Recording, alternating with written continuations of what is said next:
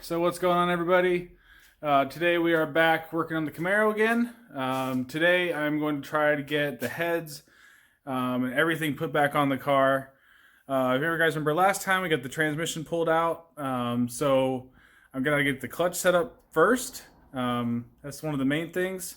So before we do that, though, I gotta get my remote bleeder kit installed. So let me show you what that looks like. It's gonna be a really cool mod that we'll have going forward. Okay, so this is a kit from Speedway Motors.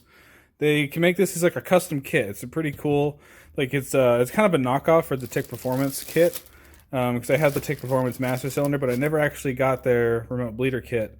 So what's cool about Speedway though is they get this is you can get this in a custom length. So I got the second to the longest one. I think they can also have like this is a 25-inch one, and you also have a 36-inch one. So if it depends on where you want to route the bleeder kit to make it easy to bleed, but it comes with all these little fittings and everything to attach it to the inside on the slave. So, because if you don't know, T56 that comes in these cars has a internal slave.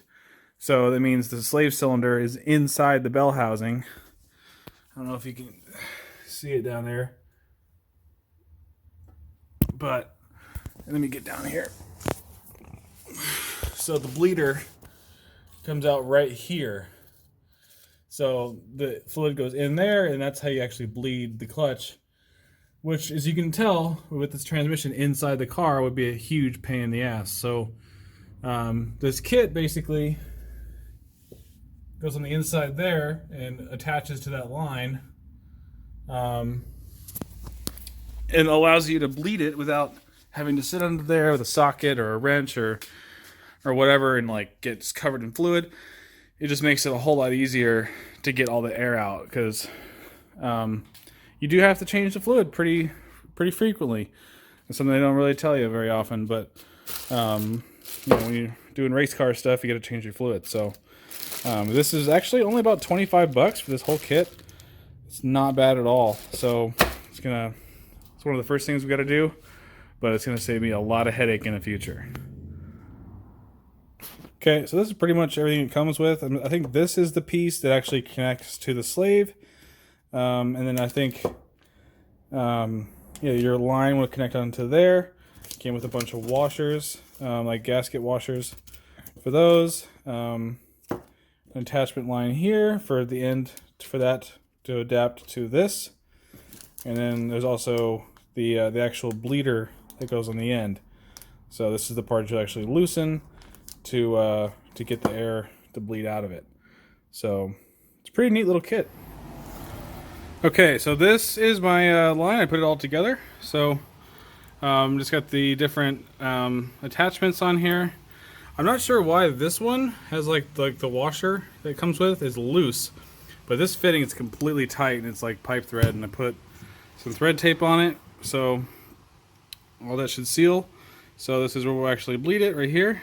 It's weird, this is 12 mil, but these are all like standard sizes. But this is the end that attaches to the slave inside the bell housing. So I gotta take the tip off inside there and screw this in, put some thread tape on this part as well, because there's thread tape here, and like basically everywhere it joins. There's like different adapters to put this line in. So and I think I'm just gonna zip tie it up on top of the transmission, just out of the way, so then anytime I need to bleed the clutch, I can just pull this down and loosen this little nozzle on the end and bleed it just like you're bleeding brakes. So let's jump down there and put it in. Okay, so here is the stock T56 Slave Cylinder. This is the bleeder right here. They're 11 millimeters. So I should be able to loosen this end from here. So hold this still and loosen that, and I'll attach my line right here. That's how it should work. So let me disconnect that real quick and we'll see how it goes on. Okay, so I was really wrong. The entire thing comes out. That's I always thought that was two pieces, but that's just one piece. So that's the bleeder. So just thread that out, thread that in, and this goes out the hole. We have all this length to work with. So I might take this back out and put some thread tape on that just to make sure that we're solid. And it also came with a gasket one of these little washer gaskets. So make sure that's on first before we put that on. So, but yeah, pretty easy. Okay, and that's the finished product. So it's all nice and tight now. Got all this length. So, I mean, that is going to be so nice to be able to bleed the clutch, not have to use one of those mighty vac power sucker things, and not worry about getting all of it and all that shit. So just got to work on cleaning the bell housing out a little bit more. It's not too dirty in here, but I'm gonna try to clean it up. We got to clean up. I think this is all pretty good, but got to clean the flywheel. Actually, before I put the flywheel and clutch back on, I have to put the crank pulley on. So I bought a blowtorch today, so we can put the crank pulley on, so we can hold the engine still, so we can actually torque the clutch down properly. So I'll show you how to do that next. Okay, next up is the crank pulley. So you're gonna need a big, strong impact gun with a 24mm socket. You're gonna need a blowtorch, and we're gonna heat up the crank pulley here, so because otherwise it's just a press fit on. It doesn't have like a keyway or anything. So we need to get it really, really hot. Then we should just be able to slide it on and hit it with the impact until it's tight, and it should be good. So let's go ahead and get this thing heated up. And I don't think it has to be red hot or anything, but just get it nice and hot. Make sure to get some gloves too, because obviously it's going to be super hot.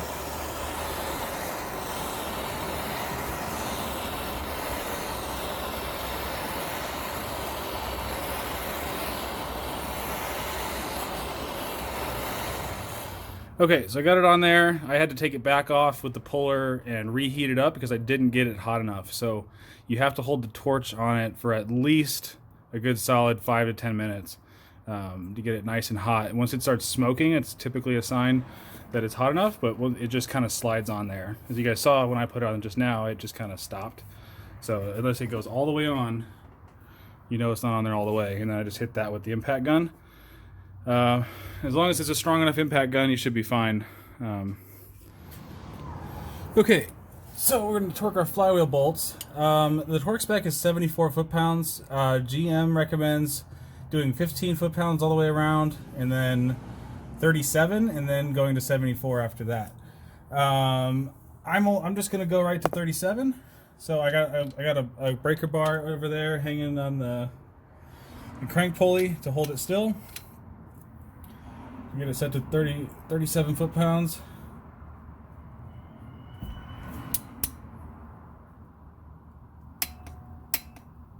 There we go.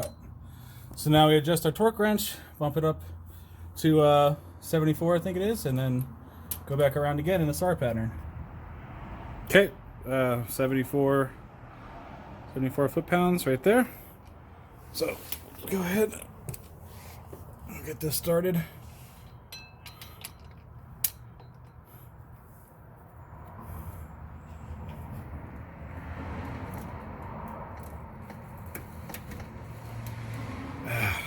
I'm gonna need 2 hands for this. Okay, so got them all torqued down to 74 foot-pounds. We need to clean the flywheel again. A lot of people were talking about the heat spots on here. I'm not really that worried about it. This clutch has a lot of miles on it. It worked perfect before. It's got like 50,000 miles on it, but these little heat spots I'm not very concerned about. I don't want to resurface the flywheel just because I don't want to mess with any of it. It worked perfect before. So I'm just going to clean everything, put it right back in how it was before. It's all worn in in the same spots it was. I've had issues with other clutches being really smelly and wearing out faster after resurfacing them because they don't make it smooth. They make it like rough and it eats up the clutch disc. And I just don't even want to mess with that. So I'm just going to put it back in how it was. There was no issues before, so there shouldn't be any issues after. Okay, so I got the pressure plate all cleaned up. This I'm not really going to clean too much because it's pretty fine. But we get our clutch alignment tool put in here, and that end will go in the pilot bearing in the back. This thing is marked flywheel side. See, flywheel side. So if you're doing this at home, just remember the raised part goes inside the pressure plate. So the flat part goes against the engine. So you're going to put it in like that. And it'll just get the tool that I got from O'Reilly's should hold it up while we put this on the dowel pins and put the bolts in, and I'll show you the torque specs when we get there. Okay, so I got my pressure plate on here, just sort of snug. This is the part that takes a lot of patience because you gotta like put this in, wiggle the key to make sure the disc is centered, and then tighten these very evenly, like only a couple turns at a time. Like just turn, go to the next one, turn, go to the next one, turn, and like they all have to basically be tightened down at the same time so that these, I guess I don't know what you would call these spring forks or whatever, all go down evenly. Sometimes if you tighten down one side without doing the other, these teeth will pop up and it'll, like, clutch will chatter and it won't be good. So just be really patient and go around the entire thing super even until they're all snug and they stop. And then you're going to do it in a star pattern, whatever star pattern you want, at 54 foot-pounds for each one of these, which seems kind of high, but I guess they're, I don't know, I guess they're a little bit bigger bolts. Like on Subarus, it's not that much. It's not even half that. But 50, that's what the torque spec says, is 54 foot-pounds for all those. So we get that done, and then we can pull our little tool out of there, so it should all be centered, and the transmission's ready to go back on. Okay, so went all around a star pattern, went around again in a big circle just to make sure I didn't miss one. So we should be able to pull our tool out. There we go. So I think it's all aligned in there. So that's it. The clutch is done. So now we should be able to just put the transmission back in. Okay, so next I'm going to throw in my new cam sensor real quick. This is a AC Delco GM, stock replacement cam sensor. I want to make sure we put some oil on the O-ring. Mine isn't really bad, but it leaks pretty bad. It's one of my main leaks in the back there. So usually what people do is they just replace the whole sensor instead of trying to get a different O-ring, because this O-ring has to be perfect. It cannot be even slightly off, otherwise it will leak again. They're very touchy. There's stuff all over the internet about how touchy these things are. So just take the little 10 mil out at the top and pop it right out. Should be able to just pull it out. Maybe. There we go. There it is. So you can see that was leaking pretty bad. It's all underneath here. Okay. Oh, damn it, I lost the connector.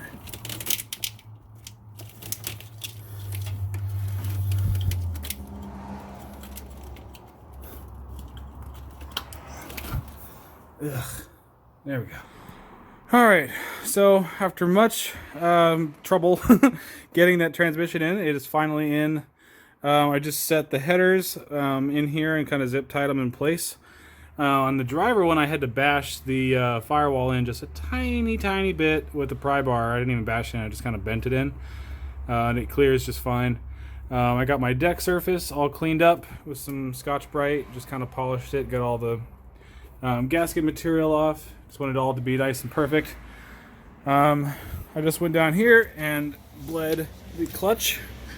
So you can see the transmission's all back in. We had some issues with the clutch not lining up with the tool we got, so it took a bunch of trial and error. We got that working, but so this is the remote bleeder. This is connected directly to the slave, so I just loosen this and use my vacuum sucker right here and just sucked all the fluid out through here, so it has all fresh fluid. Everything feels perfect. So now I think we're ready to put the heads on. Oh yeah, we got the starter hooked up as well. I didn't film any of that because it's so easy, there's no real point showing you how to do it. It's pretty much bolted together. Also, I got some new BMR suspension arms. These are lower control arms. Much better than the factory ones. I also got the adjustable panhard bar, but this I'm not going to put on until later, until I can actually put the car on the ground. I'll show you guys how to do that. That's the one that's a little tricky. These are basically 2 bolts. It's like the most easy install ever, so there's no point filming it because it's 2 bolts. That's it. I got the old arms over there. So I got my new heads all ready to go. Got them cleaned. Next, I think we're going to be putting in the lifters. We're going to lifter trays. Make sure everything gets lined up perfectly. And then we can actually put the heads on. Okay, so I got my LS7 lifters. I've been soaking in oil for quite some time. You only normally have to do it like usually overnight or so. It's probably good, but I'm going to slide these guys in first. Let me get some gloves on because they're obviously covered in oil. Make sure these are right side up. The lifter trays will keep them in line. I got to clean that guy as well, but let's get the first one going. Okay, so LS1 cylinder head bolt install. So we're going to take our short bolts, obviously, and put all these in here. These are torqued to like 22 foot-pounds. These are our medium length bolts. These go on the outside ones, down in here, there, and then all the way in the back, and at the top, down in there. And then it's supposed to be, I mean, these are supposed to be stretch to yield bolts or whatever, but since I'm reusing these, I'm just going to torque them to like 60 foot-pounds or 65 foot-pounds of what most people do when they reuse them. So that way you don't have to do the angle measurement and stretching the threads and all that stuff. Like they're already stretched, so I'm not going forced induction, so I'm not really worried about reusing them. All right, so I just threw all the lifters in. You guys are about to see that in time lapse that's coming after this clip, but it's really simple. Just get them all lined up. So now I'm going to clean the deck surface again because I got oil from that thing kind of on the deck surface. So I'll clean it with brake clean with a rag, make sure there's no oil on it. Then we're going to place our gasket down and put the head on, which you guys will see in the time lapse coming up right now.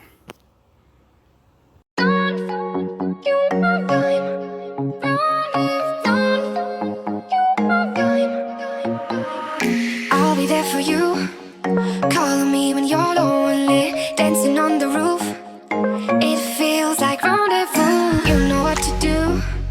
Keep your love for me only. I get high on you, yeah, you.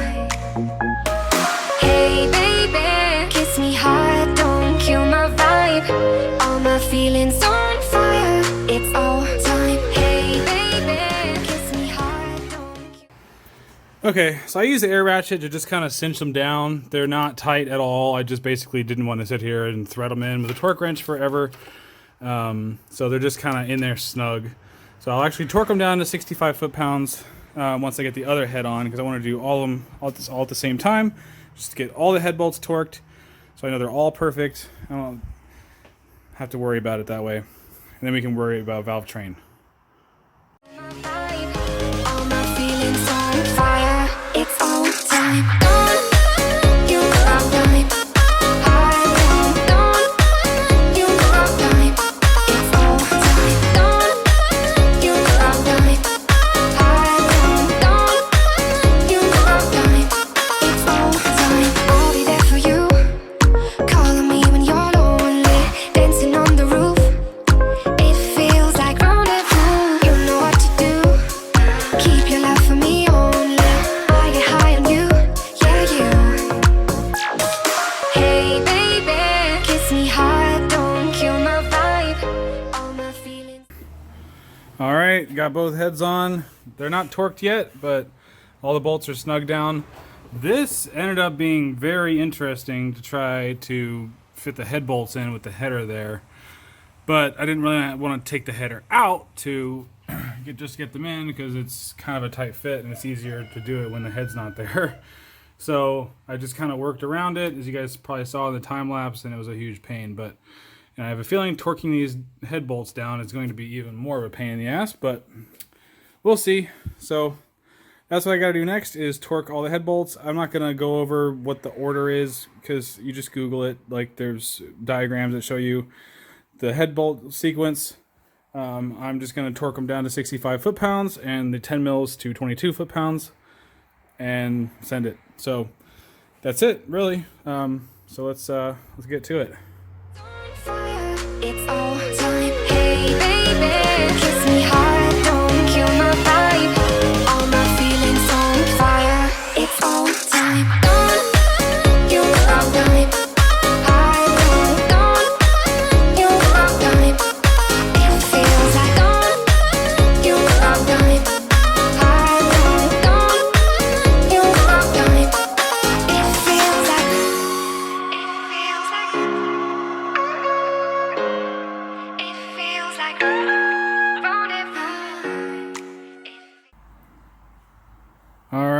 So check that out. I got the first header on the passenger side all done. So I got my OEM gasket in there. Everything's tight. It's all ready to go. The only thing left that I wasn't able to do is these upgraded bolts that come with the training upgrade are like an Allen head. So I can't use my torque wrench because I don't have the bit. My brother has one at work, so he's going to bring one home, and we'll get those torqued, and I'll show you the sequence on that. But I'm going to have to leave it here, do the other header tomorrow. So see you guys in the morning. It's all time. You are right.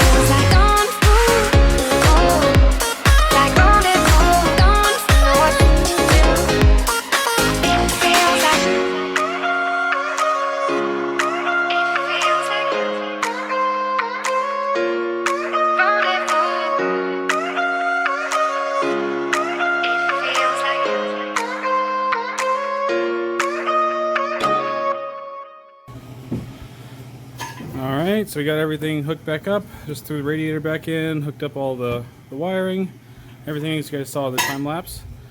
Just hooked up the battery, so now I think we're going to try and start it.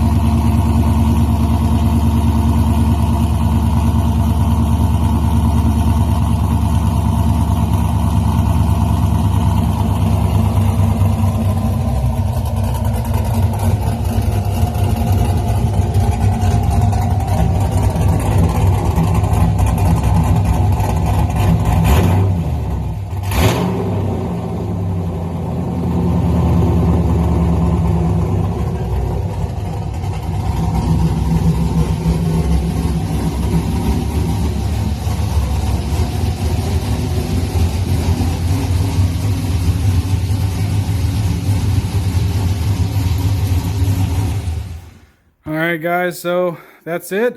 It's running. It's not tuned or anything, and I still got to hook up the O2 sensor wires because I ordered some wire extensions. And I just got to, button up a few little things, change the oil, because I just had some crappy conventional in it, just to get all the assembly lube and all the stuff I had on the cam out of there. But it's done, finally, after I don't even know how many months it's been. So the next step is to get it tuned. So that'll be the next video, is taking this thing on a tow truck down to the dyno. We're going to get it dyno tuned, I think, by PRE Racing or maybe HMS. They're the two guys around here that tune these usually. So they have some experience. So that's going to be the next video. But I want to thank you guys for watching. If you enjoyed this series, like this video. And we'll see you next time. Thanks for watching.